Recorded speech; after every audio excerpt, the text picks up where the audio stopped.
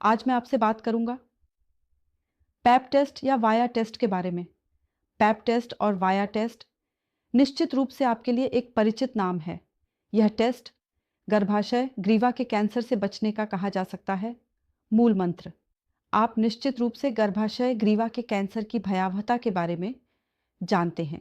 पूरी दुनिया में हर 2 मिनट में कहीं न कहीं एक महिला की मृत्यु हो रही है गर्भाशय ग्रीवा के कैंसर से पीड़ित होकर, और हमारे इस बांग्लादेश में हर दिन 18 महिलाएं मर रही हैं इस गर्भाशय ग्रीवा के कैंसर से पीड़ित होकर। एक सर्वेक्षण में पाया गया है कि जिन क्षेत्रों की महिलाएं नियमित रूप से पैप टेस्ट या वाया टेस्ट कराती हैं, उन क्षेत्रों में गर्भाशय ग्रीवा के कैंसर की प्रबलता 35% कम हो गई है। इसलिए दर्शकों, आप समझ सकते हैं कि यह टेस्ट कितना जादुई है। पैप टेस्ट या वाया टेस्ट यह कोई डरावना परीक्षण नहीं है। हम आमतौर पर पैप टेस्ट उन केंद्रों में कराते हैं जहां अच्छी सुविधाएं होती हैं, और जिन केंद्रों में सुविधाएं अच्छी नहीं होती, हमारे पास लॉजिस्टिक्स उतने नहीं होते, उन जगहों पर हम वाया टेस्ट कराते हैं।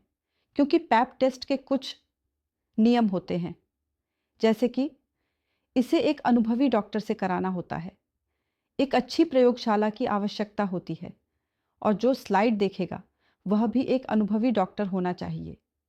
यदि इस तरह की सुविधा किसी केंद्र में नहीं होती तो हम वहाँ वाया टेस्ट कराते हैं।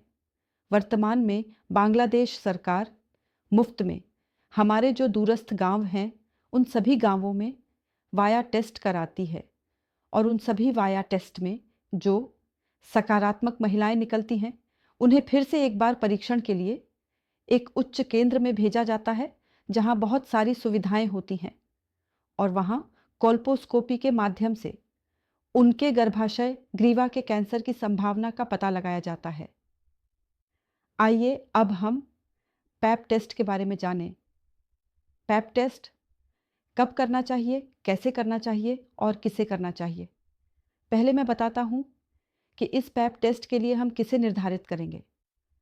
आमतौर पर विवाहित महिलाओं को ही पैप टेस्ट करना होता है। 25 वर्ष की उम्र के बाद से हर विवाहित महिला को पैप टेस्ट कराना होगा।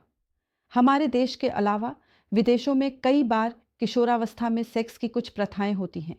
ऐसे में कहा जा सकता है कि जो यौन रूप से सक्रिय हैं या जिन्होंने एक बार भी यौन संबंध बनाए हैं, उन्हें सभी को पैप टेस्ट के लिए आना होगा। पैप टेस्ट के लिए यदि मैं 25 वर्ष से मान लूं तो पहले 3 साल लगातार पैप टेस्ट करना होगा।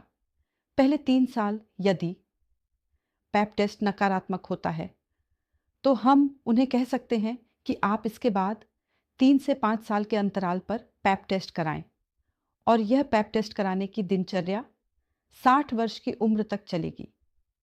लेकिन यहाँ एक और बात है, यदि किसी के परिवार में गर्भाशय ग्रीवा का कैंसर, गर्भाशय, स्तन कैंसर, इन सभी कैंसरों का कोई इतिहास होता है, ऐसे मामलों में उन सभी महिलाओं को हम विशेष देखभाल देने के लिए कहते हैं कि आप हर साल पैप टेस्ट कराएं।